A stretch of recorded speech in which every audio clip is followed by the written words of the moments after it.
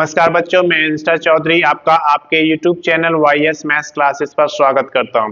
बच्चों, आज इस वीडियो में हम लेकर आए कि CBSE ने यहाँ पर बम्पर वैकेंसीज निकाली हैं सुपरिटेंडेंट की और जूनियर असिस्टेंट की, जिसके ऑनलाइन एप्लीकेशन कब से शुरू होंगे, अंतिम तिथि क्या होगी, कितना एप्लीकेशन चार्ज आपको देना है, कुल कितने पदों की संख्या यहाँ पर दी गई है, क्या क्या क्वालिफिकेशन आपसे मांगी गई है, सारा कुछ वीडियो में देखेंगे।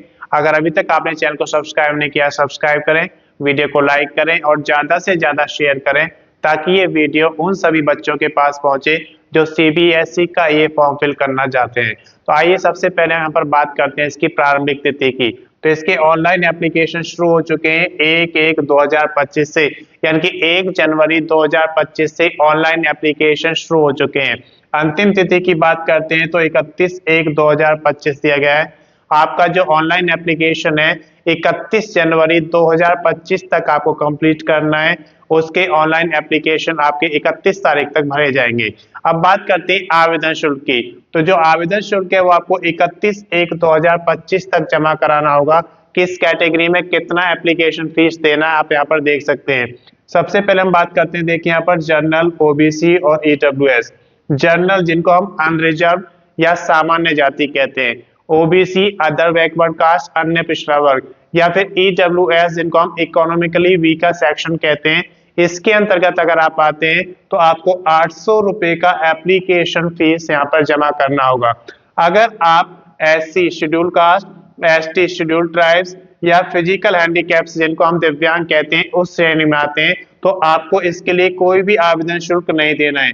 आप किसी भी कैटेगरी की महिला हैं तो आपको यहाँ पर कोई भी आवेदन शुल्क नहीं देना है, यानी कि महिलाओं के लिए कोई आवेदन शुल्क यहाँ पर नहीं है। अब ये जो आवेदन शुल्क है आप कैसे जमा करेंगे, इसके लिए क्या क्या मोड अप्लाई कर सकते हैं आप यहाँ पर देख सकते हैं। अगर आप डेबिट कार्ड यूज करते हैं तो डेबिट कार्ड से आप इसका ऑनलाइन एप्लीकेशन फीस जमा करा सकते हैं। अगर आप क्रेडिट कार्ड यूज करते हैं तो क्रेडिट कार्ड के थ्रू आप इसका ऑनलाइन एप्लीकेशन फीस जमा करा सकते हैं, या फिर नेट बैंकिंग या फिर UPI मोड से भी आप इसका ऑनलाइन एप्लीकेशन फीस जमा करा सकते हैं। इसके बाद हम बात करते हैं आयु की। तो आयु इसकी कैलकुलेट की जाएगी 31/1/2025 को, यानी कि 31 जनवरी 2025 में आपकी आयु कितनी होनी चाहिए। अगर आप सुपरिटेंडेंट का फॉर्म फिल करना चाहते हैं तो आपकी आयु 18 वर्ष से 30 वर्ष तक होनी चाहिए, कम से कम 18 वर्ष और ज्यादा से ज्यादा 30 वर्ष होनी चाहिए। और अगर आप जूनियर असिस्टेंट का फॉर्म फिल करने जा रहे हैं तो आपकी आयु 18 वर्ष से 27 वर्ष तक होनी चाहिए, यानी कि आपकी आयु कम से कम 18 वर्ष और ज्यादा से ज्यादा 27 वर्ष होनी चाहिए।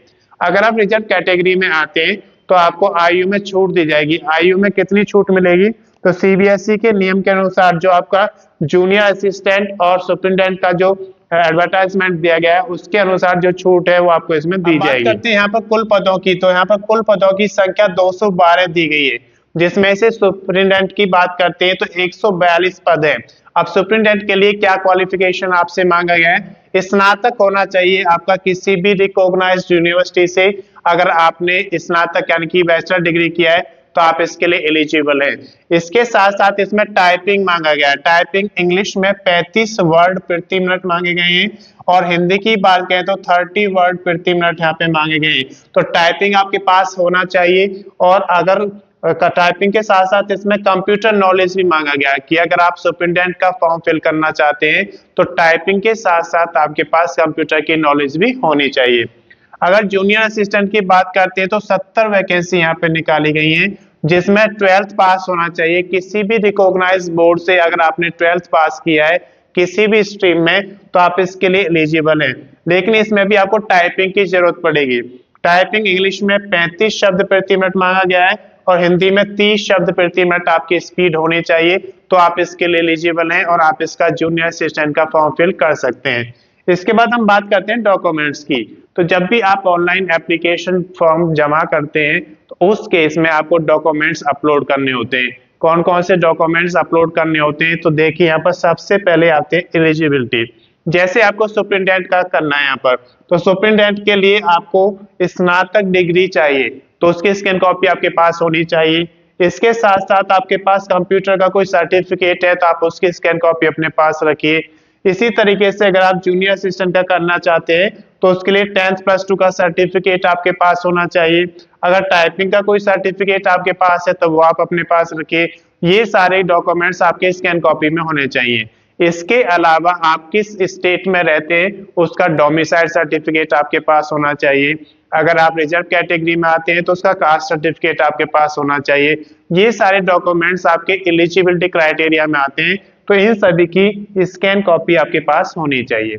इसके बाद बात करते हैं आईडी प्रूफ की। तो कोई भी वैलिड आईडी प्रूफ आपके पास होना चाहिए और उसकी स्कैन कॉपी आपको रखना है। एड्रेस प्रूफ की अगर बात करते हैं तो कोई भी वैलिड एड्रेस प्रूफ आप रखें और उसकी स्कैन कॉपी आपको रखना है। फोटो, आप A4 साइज फोटो लेंगे और उसकी स्कैन कॉपी अपने पास रखेंगे। सिग्नेचर की अगर बात करते हैं तो आपको किसी भी पेज पर सिग्नेचर करेंगे और उसकी स्कैन कॉपी आपको रखना है। तो ये सारे डॉक्यूमेंट्स स्कैन कॉपी में आपके पास होने चाहिए, क्योंकि जब आप फॉर्म फिल करेंगे तो ये सारे डॉक्यूमेंट्स आपको अपलोड करने होते हैं। इसके बाद बात करते हैं बेसिक डिटेल्स की। तो बेसिक डिटेल्स क्या, जब फॉर्म को आप स्टार्ट करते हैं तो उसमें आपसे क्वालिफिकेशन मांगते हैं, आपका डेट ऑफ बर्थ मांगते हैं, आपका नेम, आपके फादर्स नेम, इसी तरीके से आपका address, permanent address, mailing address दोनों मांगे जाते हैं। तो ये सारी बेसिक डिटेल्स जब आप फिल कर देते हैं उसके बाद आप उसमें डॉक्यूमेंट्स अपलोड करते हैं, और जब डॉक्यूमेंट्स अपलोड हो जाते हैं उसके बाद आप उसका प्रीव्यू जरूर चेक करें, क्योंकि प्रीव्यू जब चेक कर लेते हैं तो उसमें अगर कोई गलती होती है तो आप उस गलती को सुधार सकते हैं। और अगर बिना प्रीव्यू चेक करे आपने सबमिशन कर दिया और गलती हो जाती है तो फिर उसे सुधारने का मौका नहीं मिलता है। प्रीव्यू चेक करने पर अगर आपको लगता है कि आपने कोई गलती नहीं की है, सब कुछ ठीक है, तो आप उसका फाइनल सबमिशन कर देंगे। और फाइनल सबमिशन होने के बाद आप उसका प्रिंट आउट जरूर लें, क्योंकि प्रिंट आउट लेने से आपको भर्ती में कौन कौन से डॉक्यूमेंट्स आपको रेडी रखने, ये सारी डिटेल्स आपके पास होती है। अगर अधिक जानकारी इसकी लेनी है तो आप इसकी CBSE का रिक्रूटमेंट सेल 1487/2024 जो एडवर्टाइजमेंट नंबर है उसे पढ़ेंगे तो उस पर सारी जानकारी आपको मिल जाएगी। मैं समझता हूं कि ये जानकारी आपके लिए पर्याप्त है। अगर अभी तक आपने चैनल को सब्सक्राइब नहीं किया, सब्सक्राइब करें, वीडियो को लाइक करें और ज्यादा से ज्यादा शेयर करें, ताकि ये वीडियो उन सभी दोस्तों के पास पहुंचे जो CBSE के थ्रू सुपरिटेंडेंट या फिर जूनियर असिस्टेंट का फॉर्म फिल करना चाहते हैं। धन्यवाद।